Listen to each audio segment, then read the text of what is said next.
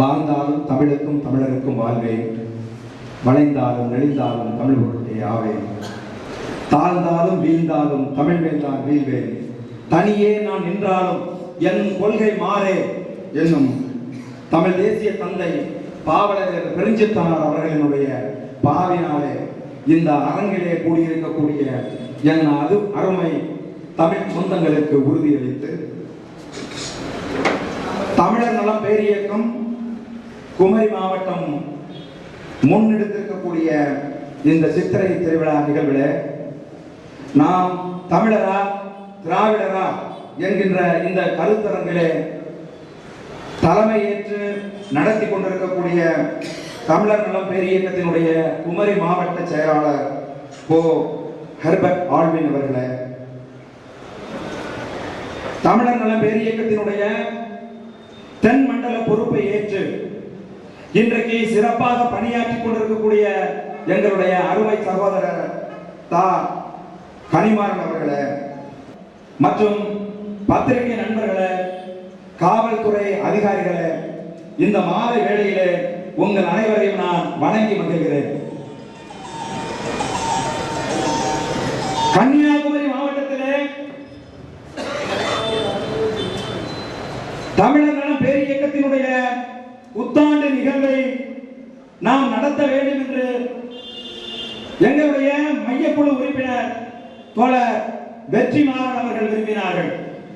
அப்பொழுது நான் சொன்னேன், சித்திரை 1 தமிழனுடைய புத்தாண்டு அல்ல, அது ஆரிய பார்ப்பனர்களும் வந்தேறிந்த திராவிடர்களும் தமிழர்கள் மீது திணித்திருக்கக்கூடிய ஒரு புத்தாண்டு ஐயா. ஆகவே இந்த விழாவை நீங்கள் கன்னியாகுமரி மாவட்டத்திலே நடத்த வேண்டும் என்பது உங்கள் உறுதியான முடிவு என்றால் அதை சித்திரை திருநாளாக நாம் கொண்டாடுவோம் என்று சொன்னேன். 1921 சென்னை பச்சையப்பன் கல்லூரியிலே மறைமலை அடிகள் அவர்களுடைய தலைமையில தமிழ் அறிஞர்கள் எல்லாம் ஒன்று கூடி தமிழனுடைய புத்தாண்டு எது, ஒரு நாளை 60 நாழிகைகளாகவும் 6 பருவங்களாகவும் பல்வேறு கணக்கீடுகளாகவும் தமிழன் கொண்டிருக்கும் போது தமிழனுக்கான புத்தாண்டு எது என்பதை தமிழன் கொண்டிருக்காமல் இருக்க மாட்டான். அது எது தமிழனுடைய புத்தாண்டு என்கின்ற ஆய்விலே ஈடுபட்டு அவர்கள் தை திங்கள் 1 தமிழனுடைய புத்தாண்டு என்று அன்றைக்கு அறிவித்தார்கள். இன்றைக்கு ஆளுகிற அரசுகள் அரசியல் செய்கின்றன. அதிலே அதாவது தமிழ் புத்தாண்டு என்று ஆரிய வந்தேறி பார்ப்பனர்கள் நமக்கு சொல்லியிருக்கக்கூடிய அந்த தமிழ் புத்தாண்டானது அதாவது ஒரு 60 ஆண்டுகளை சொல்லியிருக்கிறார்கள். அந்த 60 ஆண்டுகள் தமிழ் ஆண்டுகள் என்று சொல்லியிருக்கிறார்கள். பிரபவ விபவ பிரமதூர் ஆங்கில சுக்ல என்று ஒரு 60 ஆண்டுகளை சொல்லியிருக்கிறார்கள். இந்த 60 ஆண்டுகள் தமிழுடைய ஆண்டுகள் என்று சொல்லியிருக்கிறார்கள். அந்த 60 ஆண்டுகளுடைய கணக்கின்படி சித்திரை மாதம் 1ஆம் தேதி தமிழனுடைய புத்தாண்டு என்று சொல்லியிருக்கிறார்கள். அந்த தமிழ் சொந்தங்களை நான் சொன்ன இந்த பிரபவ விபவ பிரமதூர் இந்த வருடங்கள் எதுவுமே தமிழனுடைய வருடங்கள் கிடையாது. அதாவது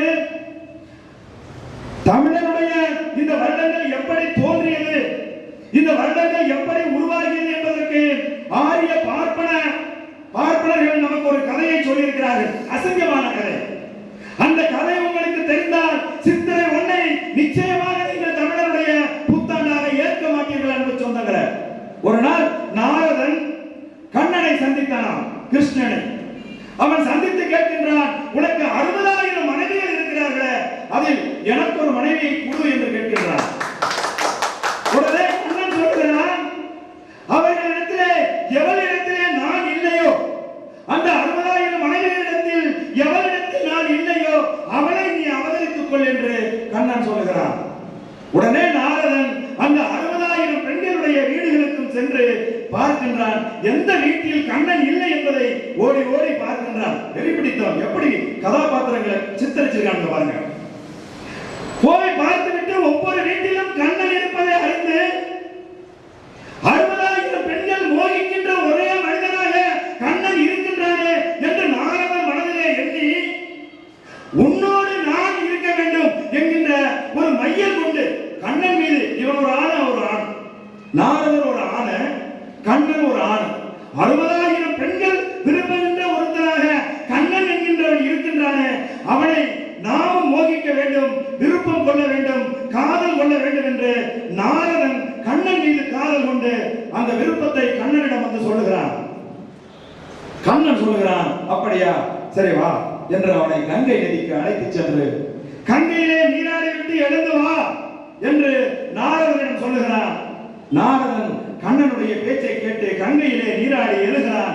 தண்ணீரிலே மூழ்கி எழும்போது உலகத்தின் ஒரு பேரழகான ஒரு பெண்ணாக அவன் எழுந்து வருகிறான். கண்ணனுக்கு அந்த பெண் மீது மோகம் கொண்டு 60 ஆண்டு காலம் அவளோடு இல்வாழ்க்கை நடத்துகின்றான். அதாவது நாரதன் என்கின்ற ஆண் பெண்ணாக மாறிய அந்த ஆணோடு 60 ஆண்டு காலம் இல்வாழ்க்கை நடத்தினானாம். அந்த இல்வாழ்க்கையில் ஒரு ஆண்டுக்கு ஒரு குழந்தை பிறந்ததாம். அந்த குழந்தைதான் நம் தமிழர்களுடைய வருடங்களா? நண்பர்களே, அவமானமாக இல்லையா? அசிங்கமாக இல்லையா? இது போன்ற ஒரு வரலாற்றை நம் மீது திணிப்பது எவ்வளவு கேவலமானது யோசித்து பாருங்கள். உலகத்தில் இருக்கக்கூடிய மாந்தர்கள் எல்லாம், உலகத்தின் பொதுவாக இருக்கக்கூடிய மாந்தர்கள் எல்லாம் தங்களுடைய புது வருடத்தை இளவேணி காலத்தில் தொடங்குகிறார்கள். நண்பர்களே, இளவேணி காலத்தில் தான் ஒவ்வொரு உயிரும், ஒவ்வொரு உலகம் முழுவதும் இருக்கக்கூடிய தேசிய இனங்கள் எல்லாம் தங்களுடைய வருட பிறப்பை இளவேணி காலத்தில் தான் தொடங்குகிறார்கள். தமிழ் மட்டும் என்ன, இழிச்சா வாயினா அடிக்கிற வெயில்ல செத்து சாகிற இந்த வெயில் காலத்துல தன்னுடைய புத்தாண்டை தொடங்குவதற்கு தமிழர் என்ன இழிச்ச வாயினாடா? உங்களுடைய இந்த ஆபாச கதைகளை எல்லாம் எங்கள் மீது திணிப்பதற்கு இனி நாங்கள் அனுமதிக்க மாட்டோம். மூடிக்கொள்ளுங்கள். அடித்து பிறக்குகின்ற சூழல் இன்றைக்கு தமிழ்நாட்டிலே உருவாகி இருக்கிறது. தமிழ்நாட்டிலே தமிழர்கள், தமிழ் பிள்ளைகள், தமிழ் நெஞ்சங்கள் சிந்திக்க தொடங்கிவிட்டார்கள். இந்த கூப்பிடுகிற தூரத்திலே என் தமிழ் சொந்தங்கள் செத்து கொண்டிருந்த போது நான் ஏன் உணர்வு பெறவில்லை? ஒரே ஒரு மலையாளிய சுட்டு விட்டாங்க. இந்தியாவே நடுநடுங்குச்சு. பாராளுமன்றம் இயங்கவில்லை. இத்தாலிக்கு தப்பி சென்ற போது கூட, அது வேறு நாடு என்ற போது கூட மலையாளிகள் அவர்களை விடவில்லை. இந்தியாவினுடைய பிரதம மந்திரி தன்னுடைய வேலையை செய்ய முடியவில்லை. இத்தாலிக்கு சவால் விடுகிறார். இத்தாலி நாட்டுக்கு உன்னுடைய தூதரகத்தை இழுத்து மூடிவிடுவோம், உன்னோடு இருக்கக்கூடிய வர்த்தக உறவுகளை நாங்கள் துண்டித்து விடுவோம், அந்த மலையாளிகளை சுட்ட 2 மாதிரிகளை எங்களிடம் ஒப்படைத்து விடு என்று கேட்கின்றான். அன்பு தமிழ் சொந்தங்களை, ஈழத் தமிழன் செத்து போயிட்டான், அங்க விட்டு நம்ம தமிழன் எவனாவது, அதாவது இந்த பூமி 2 இருக்கு, நிலம் நீர். நீரை நம்பி பிழைப்பு நடத்துவார்கள். உங்களுடைய கூத்துக்களை நிலத்தை துண்டு துண்டாக போட்டு ரியல் எஸ்டேட் போட்டு வித்துட்டு இருக்கீங்களா? என்னைக்காவது அந்த ஈழவர்கள் நிலத்தை நம்பி, அதாவது தண்ணியை நம்பி பிழைக்கின்ற அந்த மீனவர்கள் என்றைக்காவது உங்களுடைய பிரச்சனையில் நுழைந்திருக்கிறார்களா? ஏதேனும் சிக்கலை உங்களுக்கு ஏற்படுத்தி இருக்கிறார்களா? அவர்களை கிட்டத்தட்ட 600 பேரை, நம் தமிழ் சொந்தங்களை, தமிழ் மீனவர்களை கொன்று குவித்து நம்முடைய தமிழ் பிள்ளைகளை, தமிழ் அக்கா தங்கைகளை தாலி அறுத்தவர்களாக, கைமண்களாக நிறுத்தி இருக்கிறானே, அதை தட்டி கேட்பதற்கு இந்திய அரசுக்கு ஏன் திராணி வரலை? ஏன் வரலன்னா, தட்டி கேள்றான்னு தமிழ்நாட்டிலிருந்து எவன் சொல்லணும்?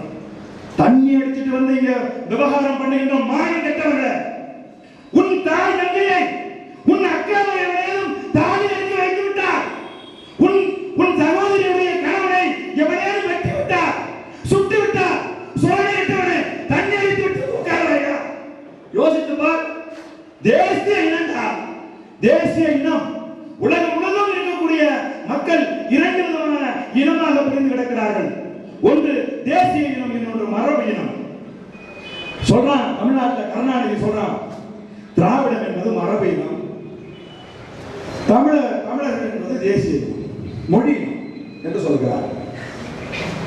அதாவது தமிழ்நாடு என்கின்ற இந்த நிலப்பரப்பில் உலகத்தில் இருக்கக்கூடிய தேசிய இனங்களிலேயே, அதாவது தேசிய இனம்லாம் சொன்ன உடனே ரொம்ப புரியாம ஏதோ பெருசா பேசுறான்னு நினைச்சுக்காதீங்க. ஒண்ணு இல்ல, ரொம்ப சிம்பிளா சொல்றேன்.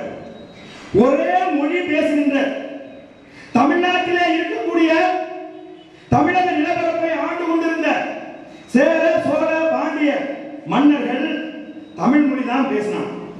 நீங்கள் வரலாற்றை திருப்பி பார்த்தீர்களேயானால் ஒரே மொழி பேசுகின்ற ஒரே தேசிய இனத்தை சேர்ந்தவர்கள் அடித்துக் கொண்டிருக்க மாட்டார்கள்.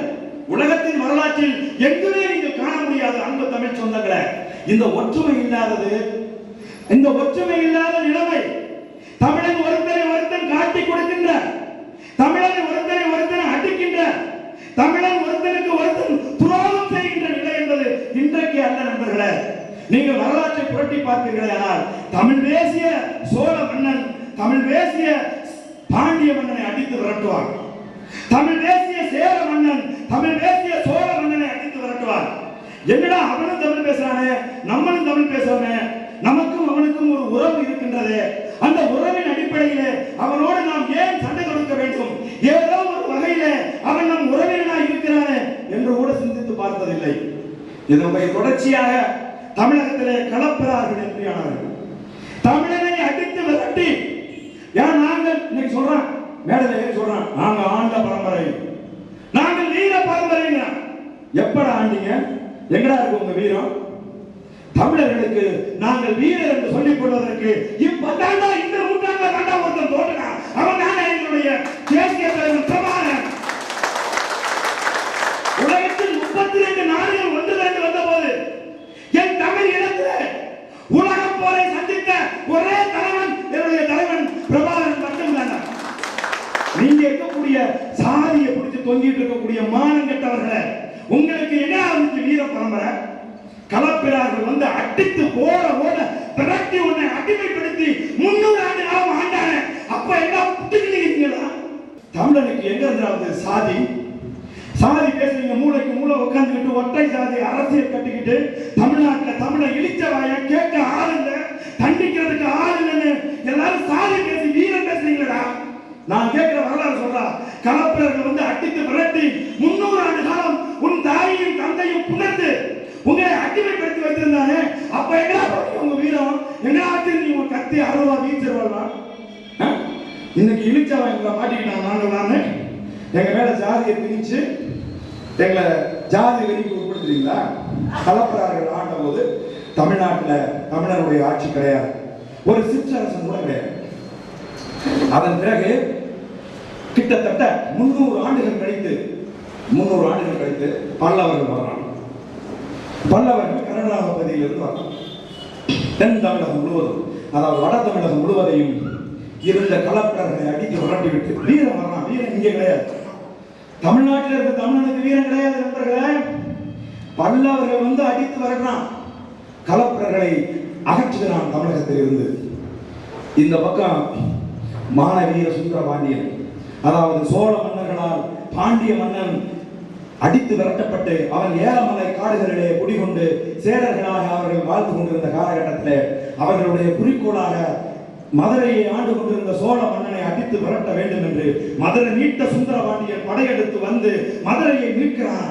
அங்கே ஆண்டு கொண்டிருந்த களப்பிரர்கள் எல்லாம் அடித்து துரத்துகின்றான். தென்பகுதி முழுவதையும் பாண்டிய ராஜ்யத்தின் கீழே கொண்டு வருகிறான், வடபகுதி முழுவதையும் பல்லவர்கள் தங்களுடைய ராஜ்யத்தின் கீழே கொண்டு வருகிறார்கள். அன்பு தமிழ் சொந்தங்களே, இந்தியாவிலே முஸ்லிம்களுடைய ஆட்சி தொடங்குகிறது.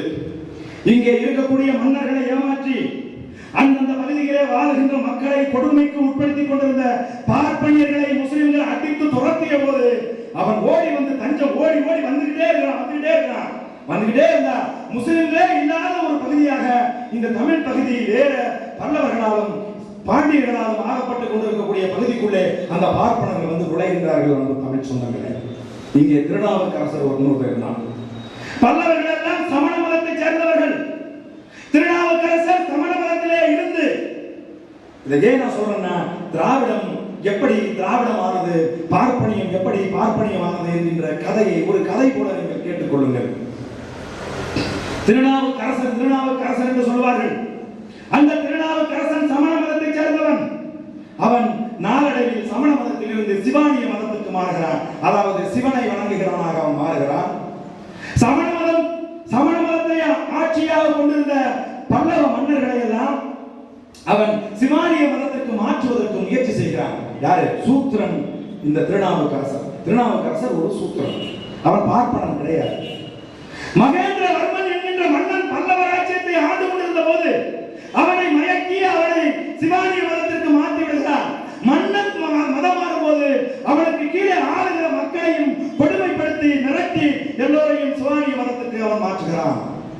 இந்த காலகட்டத்திலே தான் தமிழ்நாட்டிலே தில்லையம்பதியிலே ஒருத்தன் உருவாகிறான். ஒரு பார்ப்பனன், சின்ன பையனா இருக்கிறான், ஆனா ரொம்ப பயங்கரமா கவிதை பாடுறான்.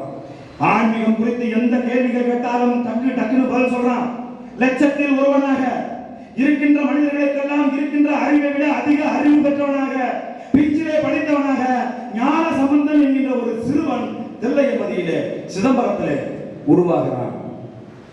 பார்ப்பனர்கள் திருநாவுக்கரசர் ஒரு பேசுவதற்கு அல்லது பாடுவதற்கு ஒரு கிராமத்துக்கு செல்கிறார் என்றால் அங்கே ஆயிரக்கணக்கான மக்கள் கூடுகிறார்கள்.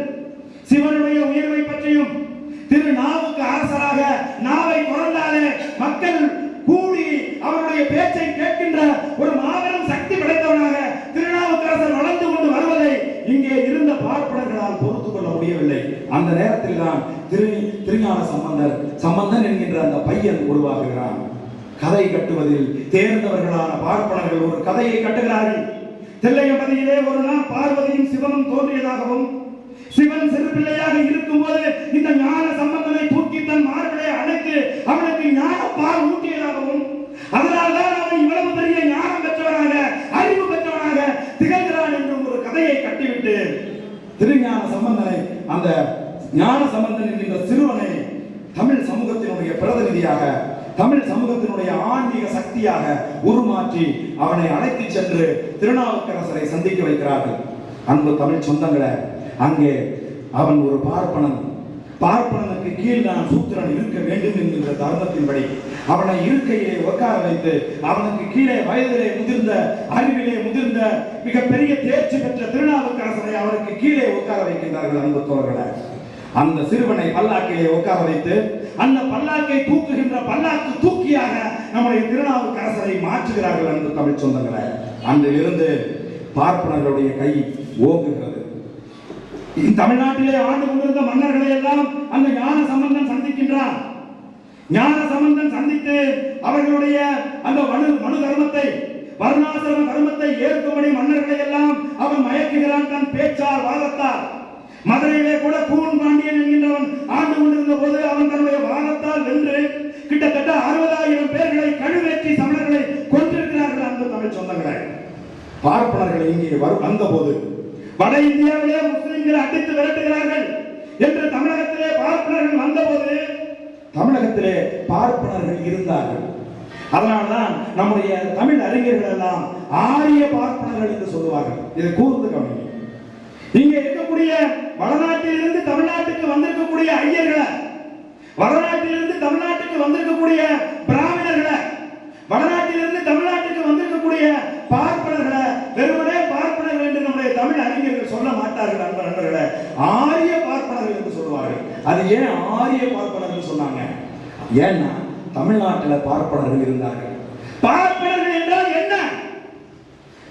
கோயில்களை கொண்டும், நாளை கொண்டும், மழையை கொண்டும், வெயிலை கொண்டும் தங்களுடைய நேரத்தை கணித்து செயல்படுகின்ற, ஜாதகம் கணிக்கின்ற, நல்ல நேரங்களை கணிப்பவர்கள் தான், பார்த்து சொல்பவர்கள் தான் பார்ப்பனர்கள். இங்கே இருந்த வள்ளுவர்கள் தான் அந்த பார்ப்பனர்கள். தமிழ்நாட்டிலே இருந்து நேரத்தை கணித்து சொன்னவர்கள் வள்ளுவர்கள் என்கின்ற ஒரு சமூகத்தை சார்ந்தவர்கள். அவர்கள் தான் பார்ப்பனர்கள் என்று சொல்லப்பட்டார்கள். பார்த்து சொல்லுவதால் அவர்கள் பார்ப்பனர்கள் ஆனார்கள். அன்பு தமிழ் சொந்தங்களை, அவர்களுக்கு கடுமையான மரியாதை இருக்கின்றது. வழிபாட்டு தலங்களில் பார்ப்பனர்களுக்கு முக்கியத்துவம் இருக்கிறது. மத சடங்குகளிலே பார்ப்பனர்களுக்கு முக்கியத்துவம் இருக்கிறது. இறப்பு வீட்டிலே பார்ப்பனர்களுக்கு முக்கியத்துவம் இருக்கிறது. நான் பார்ப்பனர்கள் என்று சொல்வது தமிழ்நாட்டிலே இருந்த வள்ளுவ பார்ப்பனர்களுக்கு, அந்த வள்ளுவ பார்ப்பனர்களுக்கு இருக்கக்கூடிய அந்த முக்கியத்துவத்தை ஆரிய பார்ப்பனாக தமிழ்நாட்டுக்குள்ளே நுழைந்த ஆரிய பார்ப்பனன் கூர்ந்து பார்க்கிறான்.